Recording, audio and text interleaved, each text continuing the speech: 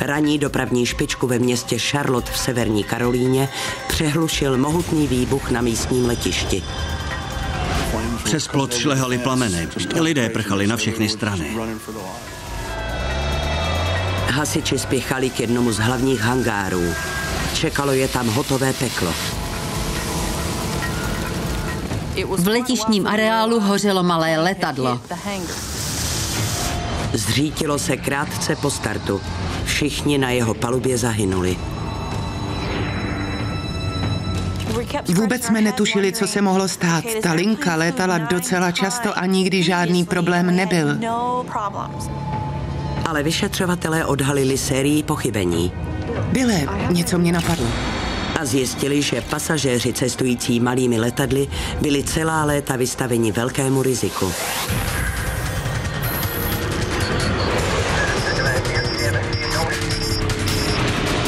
Česká televize uvádí cyklus kanadských dokumentárních rekonstrukcí Letecké katastrofy. Tento příběh je pravdivý. Rekonstrukce je založena na úředních protokolech, záznamech komunikace a výpovědích očitých svědků. Smrtící nadváha. 8. ledna 2003. Půlmilionové město Charlotte na východě Spojených států procitlo do chladného rána. Ulice začínaly pulzovat životem. Na Douglasově mezinárodním letišti nastoupila do služby kapitánka Katie Leslieová. 25letá rodačka z Texasu létala už 3. rokem pro společnost Air Midwest. Patřila k nejmladším pilotům ve firmě. Ahoj Tome, šťastný let.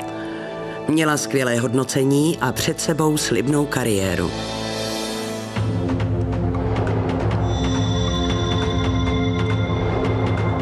Charlotte je důležitým dopravním uzlem. Společnost Air Midwest odtud vypravuje lety do všech větších měst na východním pobřeží. Air Midwest provozovala pod hlavičkou US Airways Express regionální linky. Flotilu firmy tvořily letouny Beechcraft 19D. Stroje pro 19 pasažérů se na krátkých trasách skvěle osvědčily. Onoho dne velela kapitánka Leslieová 30-minutovému letu na letiště Greenville-Spartanburg v Jižní Karolíně. Prvním důstojníkem byl 27letý Jonathan Gibbs. Spala jsi dobře? Zdálo se mi, že jsem v Miami. Poslední výzva letu US Airways Express číslo 5481 do Greenville Spartanburgu. Žádáme cestující, aby se dostavili k východu. Mezi pasažéry byla také 18letá Christiana Shepardová.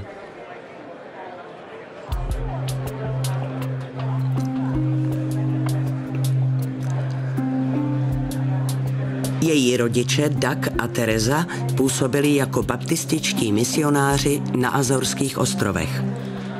Christiana odletěla z Azor 7. ledna.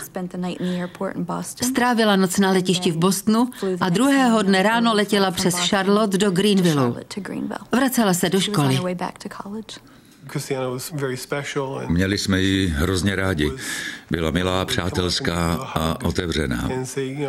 Těšili jsme se, že se zase brzy všichni uvidíme.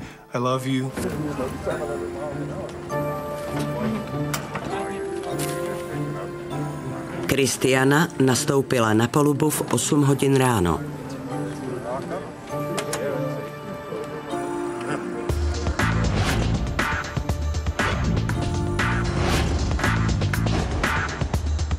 V rámci obvyklé předvzletové přípravy počítala posádka hmotnost zavazadel, pasažérů a paliva. Museli se ujistit, že letadlo nebude přetížené a zátěž bude rozložena rovnoměrně. Tento výpočet se provádí před každým letem. Dneska máme plno. 19 lidí, bagáž musíme ještě spočítat. Udělám to. Ale zřízenci na rampě měli dojem, že zavazadla, která nakládají, jsou příliš těžká. Kapitáne, nemáme něco odebrat? Právě to počítáme.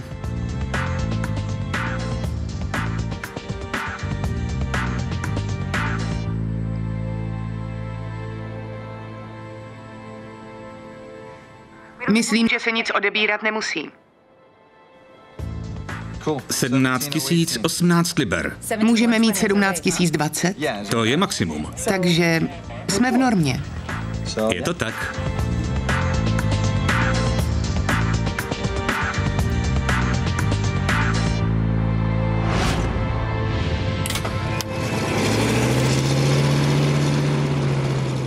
Dobré ráno, vítám vás na palubě letu US Airways Express do Greenvilleu, Spartanburgu.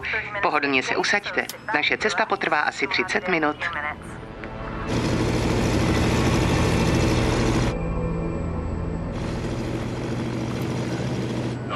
Před vzletem posádka zkontrolovala řídící plochy, včetně směrovky a výškovky, kterými se ovládá směr pohybu. Řízení volné a v pořádku. Air Midwest 5481, dráha 18 vpravo. Pojíždějte na vyčkávací pozici. Posádka pozorovala stroj Bombardier CRJ, který se chystal ke vzletu na dráze před nimi. Vypadá opravdu nádherně. Jo, jednou bych s ním chtěla lítat. Kvůli silné turbulenci za startujícím letadlem musela kapitánka Leslieová udržovat bezpečný odstup. Ten by nás odfouknul jako pírko. Air Midwest 5481, po vzletu vpravo. Kurs 230, vzlet povolen. Nastavit vzletový výkon. Výkon nastaven. Rychlost 150 kilometrů. Kontrola. V předepsané rychlosti piloti zkontrolovali klíčové přístroje. Nezjistili nic neobvyklého a pokračovali ve vzletu. Také řízení letového provozu nezaznamenalo žádné vybočení z normálu. Zatáhnout podvozek.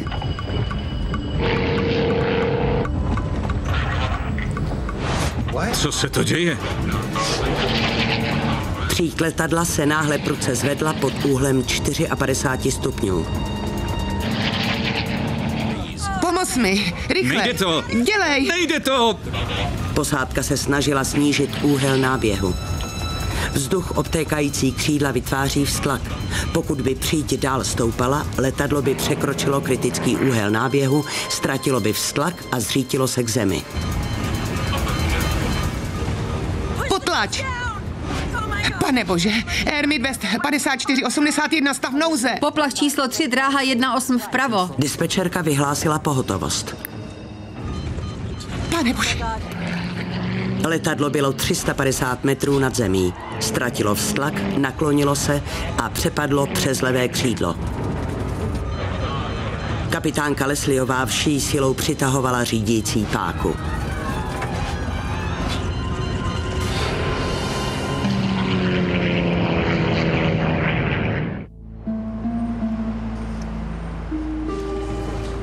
Letoví dispečeři jen bezmocně sledovali, jak se z oblohy řítí letadlo s 19 pasažéry.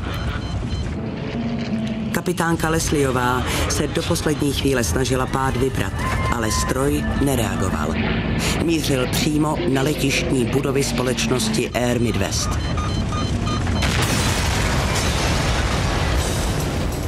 Do nádrží bylo těsně před vzletem natankováno téměř 1000 kilogramů vysoce hořlavého paliva.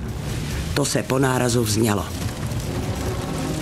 Hrozilo, že plameny zachvátí i hangár. V té chvíli v něm pracovali desítky lidí. Dispatching. Právě spadlo letadlo. Havarovalo. Na letišti hoří budovy. Máme tu kód 10. V jižním sektoru se zřítilo letadlo. Opakuji, požár zříceného letadla. Náčelníka hasičů Keitha Rogerse zastihlo hlášení cestou do práce. Kód 10 znamená potvrzenou havárii letadla. Ve své kariéře jsem se s takovou událostí setkal poprvé. Cindy Overcashová je členkou místního hasičského sboru. Hangár odtud nebyl vidět, ale k nebi stoupal sloup dýmu. Muselo to být něco velmi vážného.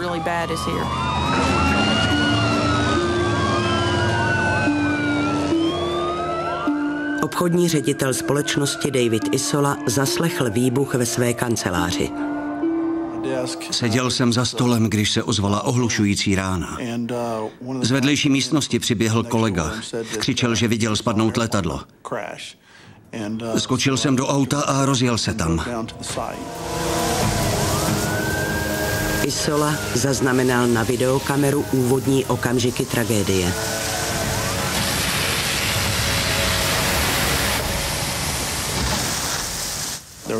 Všude byla spousta kouře, zvířeného prachu a křiku. Přes plot šlehaly vysoké plameny. Byl to obraz naprosté zkázy.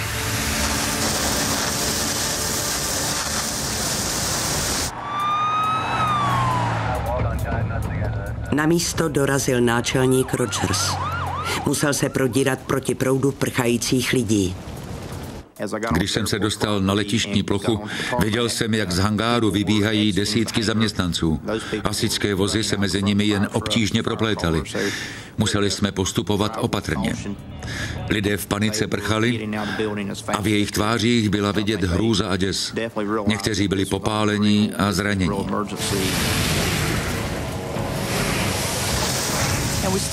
Pořád jsme nevěděli, jestli nehoří nějaké letadlo uvnitř hangáru. Chvíli nám trvalo, než jsme se zorientovali. Náčelník se okamžitě ujal velení. Věděl, že uvnitř hangáru jsou zaparkovaná letadla. Jejich nádrže by mohly vybuchnout. Naší hlavní starostí byli lidé na palubě zříceného stroje.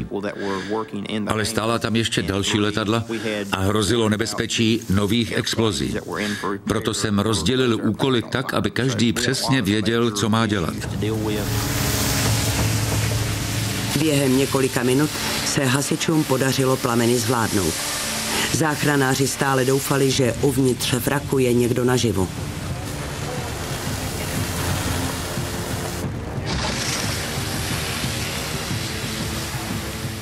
Všechny nás dopředu hnala jedna jediná myšlenka.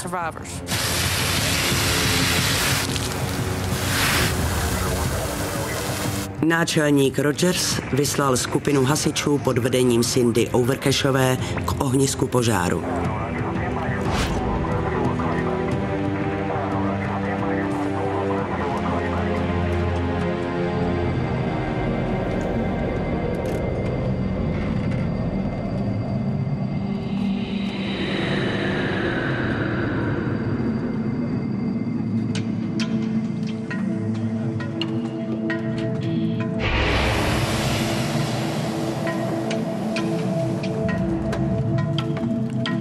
Cindy a její dva kolegové cestou hasili menší ložiska ohně a postupně se dostali až k vraku. Procházeli jsme požářištěm a kolem sebe jsme viděli něco, co vypadalo jako figuríny, které se používají při nárazových testech.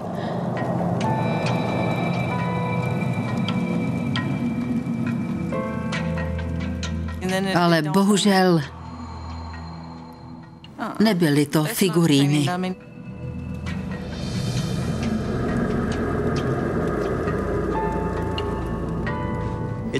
Pátrali v troskách, ale jejich závěr byl jednoznačný. Nikdo nepřežil. Zahynulo všech 19 cestujících, kapitánka Leslieová i první důstojník Gibbs. Dnes ráno v 8 hodin a 53 minut došlo k havárii dopravního letadla. Zemřelo 19 pasažérů a 2 členové posádky. Nikdo nepřežil. Nikoho z nás netěší vyjíždět k událostem, při kterých jsou tak vysoké ztráty na životech. Ale patří to k naší práci. Každý hasič s tím musí počítat. Úloha záchranářů tím skončila. Pro příbuzné a přátele obětí nastaly dny nezměrného smutku. Procházela jsem obývacím pokojem a najednou se mi prudce rozbušilo srdce. Zeptala jsem se sestry, už volala Kristiana? A ona říká ne. Hned mi bylo jasné, že se něco stalo. Prostě jsem to věděla. Zavolala jsem do školy. Ano, paní Shepardová, máme smutnou zprávu. Letadlo se během startu zřítilo. Zeptala jsem se, jestli někdo přežil. A odpověď byla ne. Šla jsem za Dougem. Jsou chvíle, které se vám navždy vrýjí do paměti. Měnil jsem zrovna zářivku, když Teresa vešla do dveří. Jak se takové věci sdělují? Jaká slova zvolit, když vám něco z nenadání zničí život?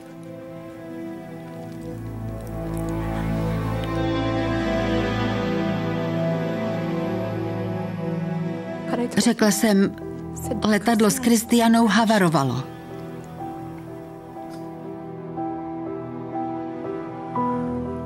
V tu chvíli se mi zhroutil celý svět.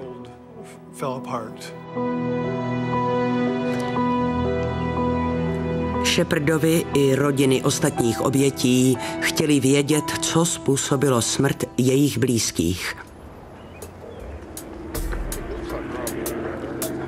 Od okamžiku, kdy se let 5481 zřítil na letišti v Charlotte, uplynulo 5 hodin. Z těly obětí ani troskami letadla zatím nikdo nehýbal. Čekalo se na příjezd vyšetřovatelů z NTSB, Národního úřadu pro bezpečnost v dopravě.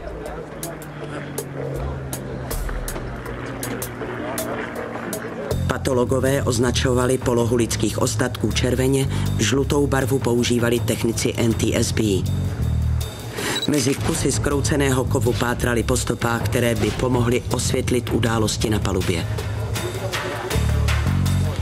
Vedením skupiny byla pověřena vrchní vyšetřovatelka Lorinda Wardová. Byl to její první případ v nové funkci. Onoho dne se však necítila dobře. Nebyla jsem ve své kůži, byla jsem nachlazená a měla jsem hroznou rýmu. A celé to prostředí na mě působilo velice depresivně. Ale věděla jsem, že mám kolem sebe zkušené spolupracovníky. Na Douglasově letišti podnikla Wardová první nezbytné kroky. Ověřila jsem si u hasičů, že požár byl skutečně zlikvidován. Pak jsem svolala všechny, kteří na místo dorazili jako první. Chtěla jsem zjistit, čeho si po příjezdu všimli. Bylo třeba jednat rychle. V troskách stále ležela těla obětí a hrozilo akutní nebezpečí infekce. Vyšetřovatelé, kteří zkoumali vrak a identifikovali lidské ostatky, museli používat ochranné prostředky. Když jsme dorazili k hangáru, uviděli jsme obrovské spáleniště. Na první pohled by nikdo nepoznal, že to, co tam leží, bylo původně letadlo s 21 lidmi na palubě.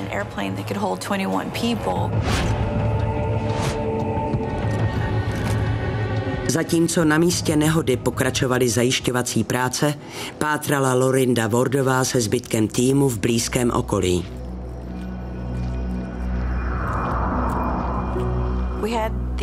Udělali jsme rojnici a pročesávali runway, ze které startovali. Hledali jsme cokoliv, co by mohlo s havárií nějakým způsobem souviset.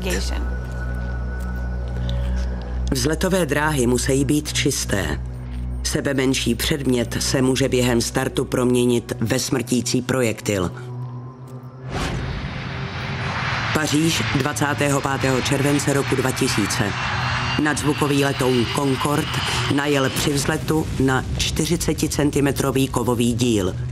Protržená pneumatika prorazila palivovou nádrž, která se vzňala. Stroj vystoupal do výšky 200 metrů a pak se zřítil.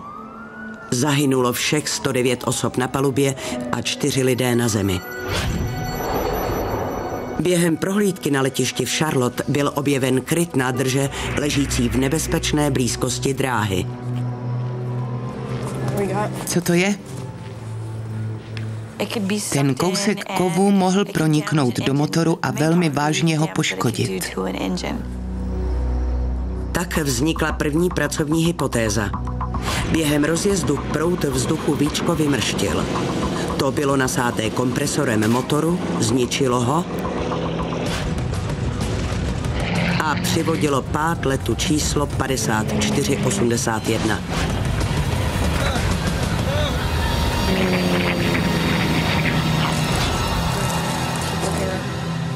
Odeslali jsme to víčko do laboratoře, abychom zjistili, jestli pochází přímo z havarovaného letadla, anebo se podílelo na jeho poškození. Výsledky testů však ukázaly, že kryt nádrže do kontaktu s listy vrtule vůbec nepřišel. Žádné další předměty na vzletové dráze nalezeny nebyly. První teorie uvízla ve slepé uličce. Inspektor řízení letového provozu Bill English prověřoval tedy jiný scénář. Nehodu mohlo způsobit vlétnutí do úplavu po letadle, které vzlétalo před nimi.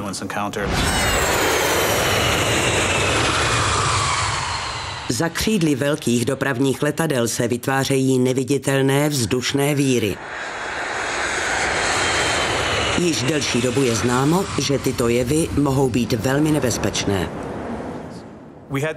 Museli jsme zjistit, jestli před nimi startovalo jiné letadlo. A pokud ano, jakého bylo typu. U větších a těžších strojů bývají tyto turbulence velmi silné.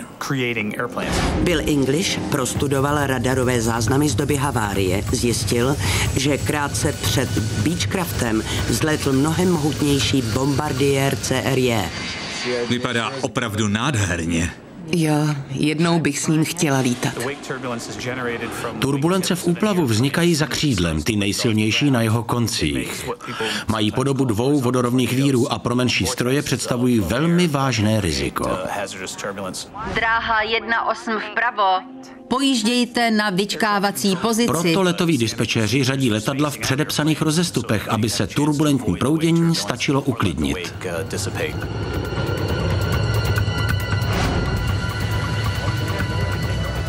V roce 2002 do úplavu vlétlo letadlo startující z New Yorku.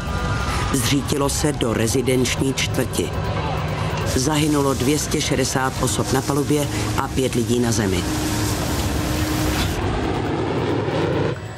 Ten by nás odfouknul jako pírko. Air Midwest 5481, vzlet povolen.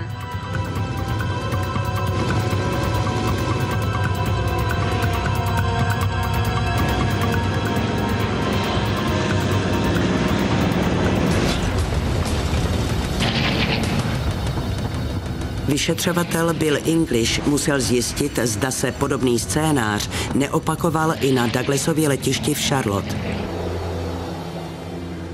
Vypočítal, že dráha osudného letu tomu v několika ohledech odpovídala. Takzvané přetažení se v takové situaci vyskytuje často. Příč se prudce zvedne a posádce se už nepodaří letoun vyrovnat. English musel tedy zjistit, v jaké vzdálenosti se oba letouny od sebe při vzletu nacházely.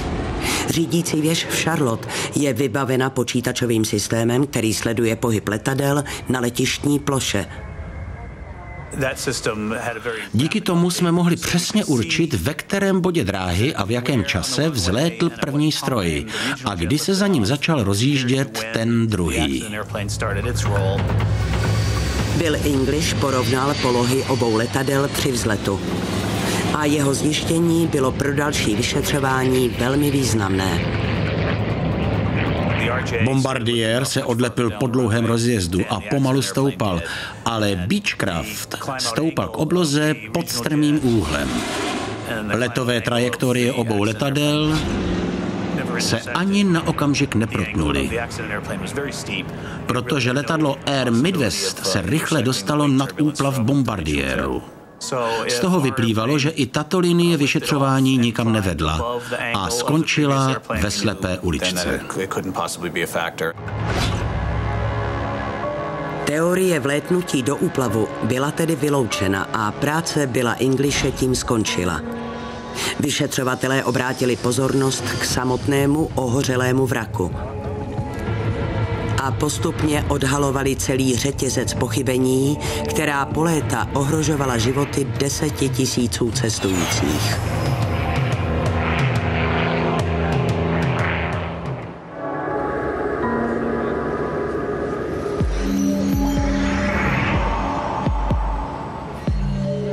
Několik hodin po havárii byly objeveny obě černé skřínky, hlasový záznamník i zapisovač letových údajů.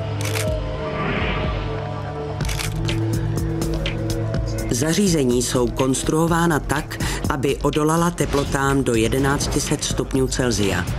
Během požáru se některé části hlasového zapisovače roztavily. Přístroje byly odeslány k analýze. Pak mezi tunami trosek nalezli vyšetřovatelé i potrhaná lana výškového kormidla. Pro řízení letadla mají zásadní význam. Spojují řídící páky s výškovkou, kterou piloti ovládají klesání a stoupání stroje. Lana se udržují napnutá pomocí napínáků. Když pilot přitáhne řídící páku, výškovka se vyklopí nahoru a příď se zvedne. Když zatlačí řídící páku dopředu, lana sklopí výškovku dolů a letadlo klesá. Na ohořelých zbytcích lan a napínáků se však odborníkům od začátku něco nezdálo. Napínáky totiž nebyly ve střední poloze. Jeden z nich byl skoro celý vyšroubovaný ven. A ten druhý byl zašroubovaný na doraz. To se nám zdálo zvláštní.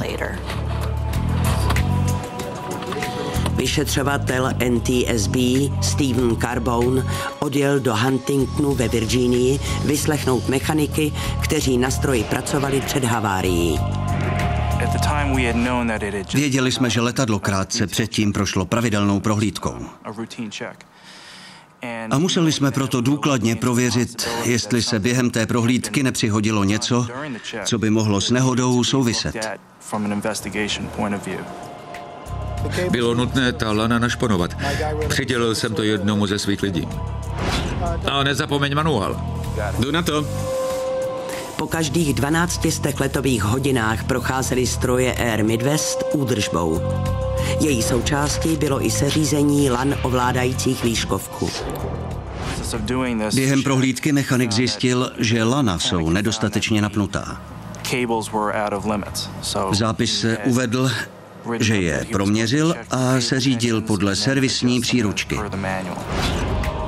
Vedoucí údržby pak ověřil a potvrdil kvalitu provedené práce. Byli přesvědčeni, že je letadlo v naprostém pořádku.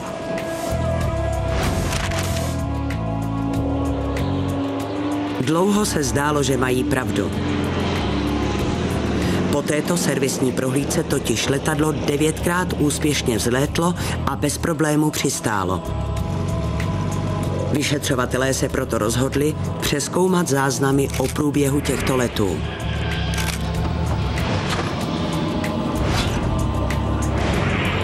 V zapisovači letových údajů se uchovaly informace o několika letech před opravou i po ní. Žádná z posádek problémy s výškovkou neměla. Zatím jsme poněkud tápali, protože až do toho osudného dne letalo letadlo bez jakýchkoliv potíží. Wardová také zjistila, že posádka před vzletem ovládání výškovky vyzkoušela. Řízení volné a v pořádku. Air Midwest 5481. Vyšetřovatelé se proto soustředili na roli, kterou mohlo při nehodě sehrát nezvyklé nastavení napínáků lan výškovky.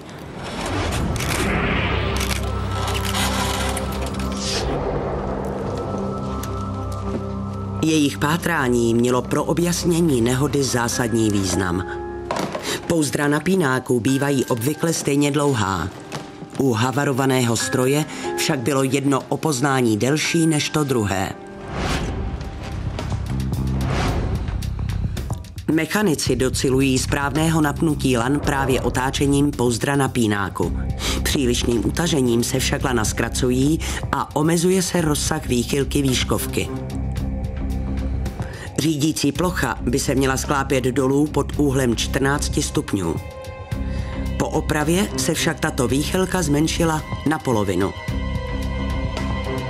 Následky byly katastrofální. Během vzletu začali piloti normálně stoupat.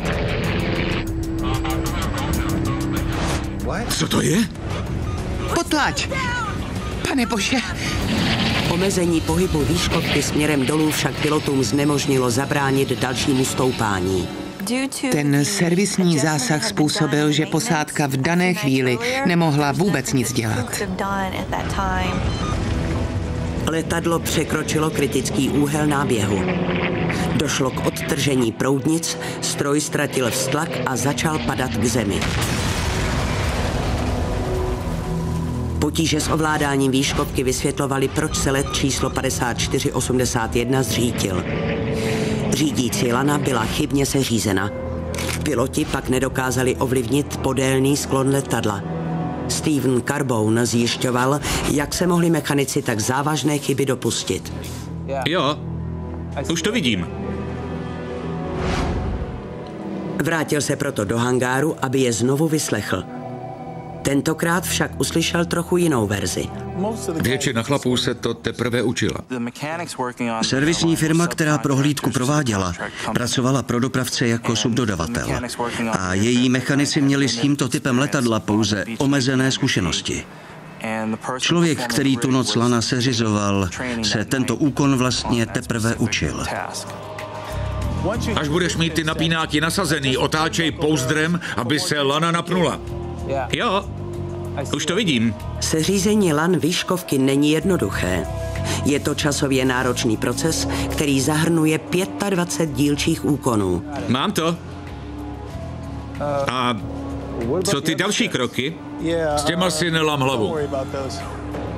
Zkontroluj napnutí lan a hotovo. To bude stačit. Inspektor kvality a ten mechanik sami rozhodli, které z předepsaných kroků je nutné udělat. Snad se domnívali, že to pro splnění úkolu stačí. Mechanik vynechal 9 úkonů. Jedním z nich bylo ověření, že výškovkou lze pohybovat v plném rozsahu. Pokud by to udělal, všiml by si, že nesprávně seřízená lana výchylku směrem dolů výrazně omezují. Kdyby dodrželi postup uvedený v servisní příručce, tak by na tu chybu určitě přišli. Na práci měl dohlížet inspektor kvality. Carbone ale zjistil, že šlo o muže, který byl zároveň školitelem mechaniků. Problém byl v tom, že kontrolu odvedené práce prováděl člověk, který současně působil jako instruktor. Jeho úkolem bylo naučit mechaniky správnému postupu. Takže nastala poněkud bizarní situace. Nejdříve jim řekl, jak to mají udělat, a pak jako inspektor ověřil svou vlastní práci a podpisem stvrdil, že byla udělána dobře. Nakonec jsme se dozvěděli, že nějaký mechanik nedodržel pracovní postup. To mě velice rozčílilo. Taková nehorázná nedbalost. Kvůli tomu zemřelo 21 lidí. 21 rodinám to úplně zničilo život. A s tím se nelze smířit. Shepardovi aerolinie zažalovali. Také požadovali věc v americkém letectví neslýchanou – omluvu. Chtěli dosáhnout více než jenom peněžního odškodnění.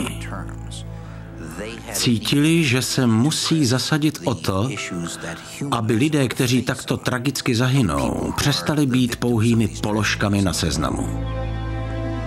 Věřili, že se omluvy domohou nejlépe, když jméno Kristiany spojí s její tváří.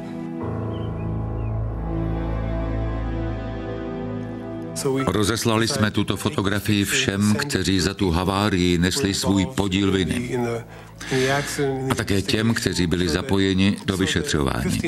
Nechtěli jsme, aby pro ně Kristiana byla pouhým číslem sedadla anebo jménem na letence, ale aby viděli, že to byla živá a krásná dívka. Chtěli jsme, aby někdo konkrétní přiznal chybu. Očekávali jsme, že to bude dopravce. Vůbec nás nenapadlo, že se aerolinie neomlouvají. Dopustili se chyby a tak by měli veřejně prohlásit: velmi litujeme toho, co jsme zavinili a snažíme se, aby se to už nikdy neopakovalo. Mechanici jistě netušili, co se stane. Byl to pro ně obyčejný pracovní den.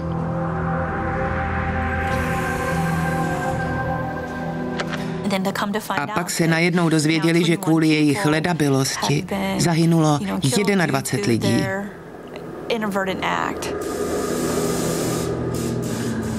Mohlo by se zdát, že je případ vyřešen. Vyšetřovatelům však stále něco nehrálo.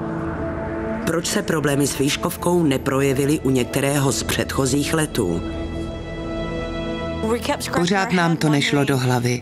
Letadlo předtím absolvovalo 9 cest bez sebemenších potíží. Přemýšleli jsme, co bylo tentokrát jinak. Wardová potřebovala zjistit, co se stalo bezprostředně před havárií. Nevšimla jste si něčeho neobvyklého? Jo. Když rolovali, zdálo se mi, že jsou docela těžcí. Někteří svědci naznačovali, že letadlo bylo hodně naložené. Zřízenci prý měli velký problém zavřít dveře zavazadlového prostoru.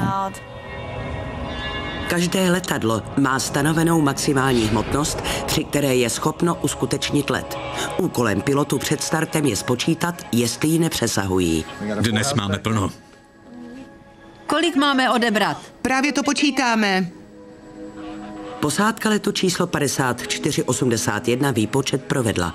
17 018 liber. Na záznamu z kabiny jsme slyšeli, jak znovu přepočítávají celkovou hmotnost, aby se vešli do potřebného limitu.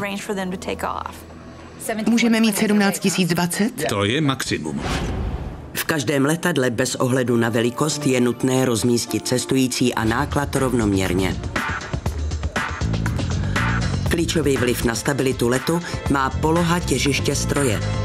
Nesmí se nacházet ani příliš vpředu, ani příliš vzadu.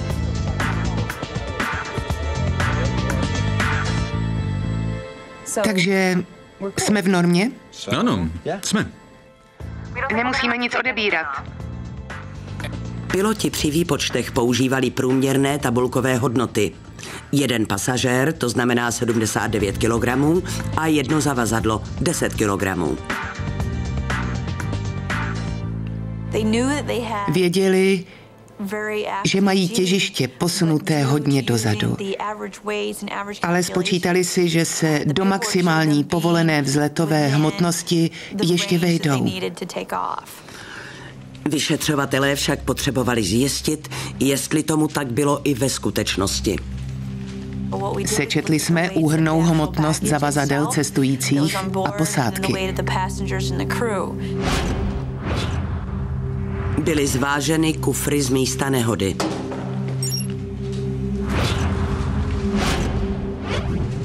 Pane doktore, můžete mi říct, kolik vážil při poslední prohlídce? A zjistili skutečnou hmotnost pasažérů. 96. Děkuji. Když Wardová shromáždila všechny údaje, zjistila, že skutečná hmotnost stroje činila více než 8 tun. Maximální hmotnostní limit byl tedy překročen o 260 kg. Kdyby použili skutečné hodnoty, nesměli by vzlétnout. Museli by letadlo odlehčit.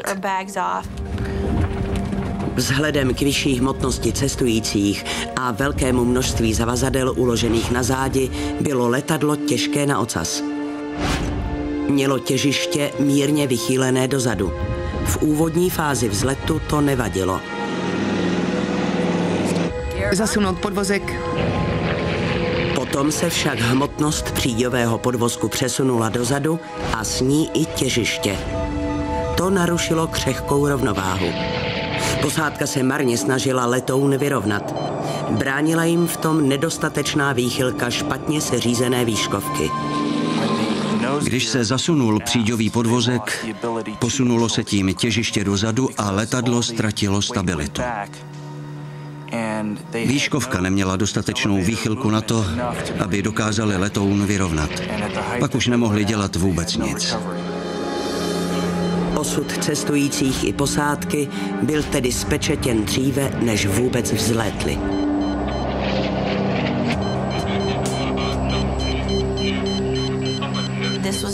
Byl to docela běžný let. Piloti provedli povinné úkony před vzletem, spočítali váhu, předpisově komunikovali s věží a rozjížděli se na správné dráze. Nevěděli, že letadlo má 2 skryté vady. Chybná údržba a přetížení stroje však nebyly jediné nedostatky, které vyšetřování odhalilo. Ahoj, něco mě napadlo. Lorinda Wardová objevila překvapivou skutečnost, která vážně ovlivňovala všechna letadla na regionálních linkách.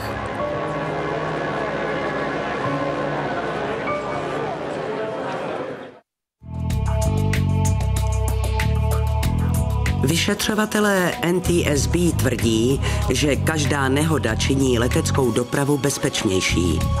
Let číslo 5481 nebyl výjimkou.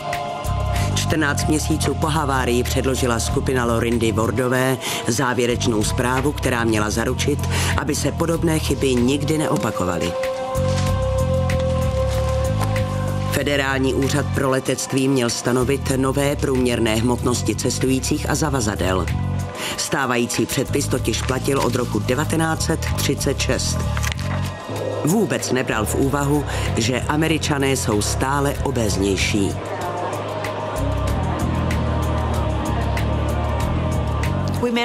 Doporučili jsme Federálnímu leteckému úřadu, aby jeho pracovníci prověřili během letního i zimního provozu, nakolik se průměrná tabulková hmotnost liší od té skutečné.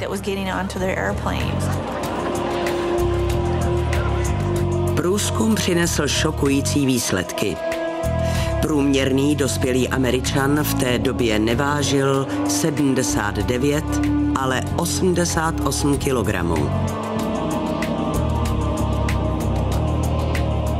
Také se prokázalo, že průměrná hmotnost zavazadel byla podhodnocena téměř o 1/3. Bylo tedy jasné, že se ta čísla musí aktualizovat. Kdyby vyšší průměrné hmotnosti platily 8. ledna 2003, let číslo 5481 by nemohl vzlétnout. Je to 17 018 liber.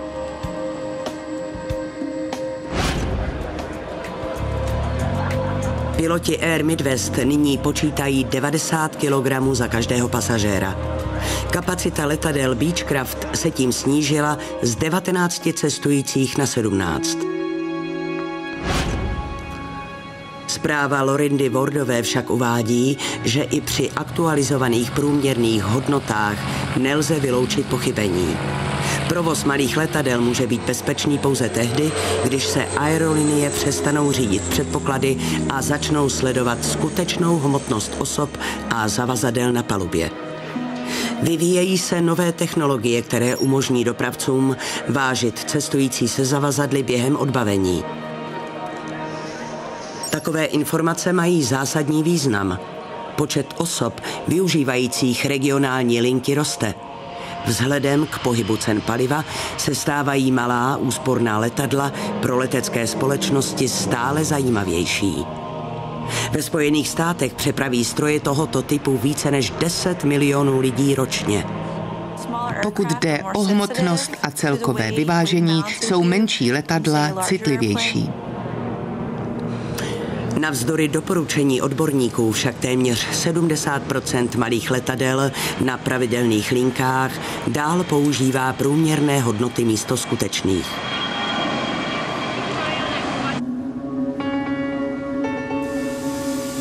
Doug a Teresa Shepardovi ale připomínají ještě jedno nebezpečí. Kdyby dopravci i úřady přísně kontrolovali odvedenou práci, tak by se nic takového nemohlo stát. Ale když se dnešní stav nezmění, budou se chyby dál opakovat. A co ty další kroky? S těma si nelám hlavu. Zkontroluj napnutí lan a hotovo. To bude stačit. Závěrečná zpráva uvádí, že je nutné, aby dopravci zavedli přímý dohled nad kvalitou práce subdodavatelů. Pro mě osobně bylo toto vyšetřování zvláštní tím, že jsem poprvé stanula v čele odborné skupiny. Ale mnohem důležitější je skutečnost, že z něho vzešlo 22 nových bezpečnostních doporučení. Pro rodiče Kristiany však přišly závěry komise příliš pozdě. Po dlouhé právní bitvě však alespoň docílili toho, že se jim společnost Air Midwest formálně omluvila za chyby, které stály jejich 18letou dceru život. Jmenuji se Ron Goldman. Mým úkolem je uvést veřejnou omluvu. Rád bych nejprve pronesl pár slov. V historii letecké dopravy se to stalo vůbec poprvé. Sešli jsme se zde, abychom si připomněli památku obětí letu číslo 5481 a vyjádřili svou omluvu a upřímnou soustrast rodinným příslušníkům cestujících a posádky, kteří zahynuli 8. ledna 2003 během nehody letadla společnosti Air Midwest. Skutečnost, že aerolinie přijali zodpovědnost, znamená, že doporučení vyšetřovatelů nesmějí skončit někde v šuplíku. Je třeba je brát vážně, protože kromě zodpovědnosti osobní je tu také zodpovědnost veřejná. Lidé by neměli zapomínat, jak důležité je pro nás vědomí, že práce, kterou děláme, má význam. Bez ohledu na postavení ve firemním žebříčku má každý, ať už je dole nebo nahoře, svoje povinnosti. Zkázu letu číslo 5481 způsobil složitý sled lidských selhání. Jeden z účastníků však splnil své povinnosti na výbornou. Kapitánka Katie Leslieová. Pro záchranu letadla nemohla v dané situaci udělat nic. Přesto je možné říci, že před smrtí uchránila jiné. Já osobně ji považuji za hrdinku. Jen málo kdo ví, že se všemi silami snažila vyhnout přímému nárazu do hangáru. A v poslední chvíli se jí to podařilo.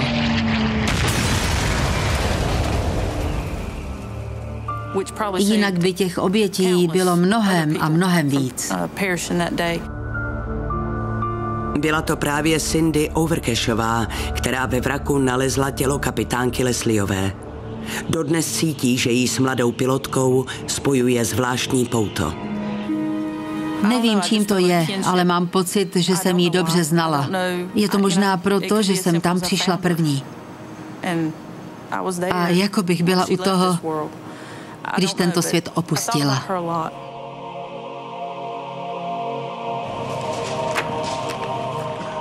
Vyšetřování Lorindy Wardové skončilo ve chvíli, kdy odhalila příčiny pádu letu číslo 5481.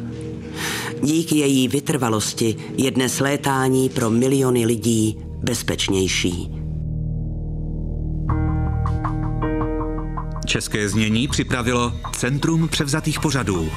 Česká televize 2010.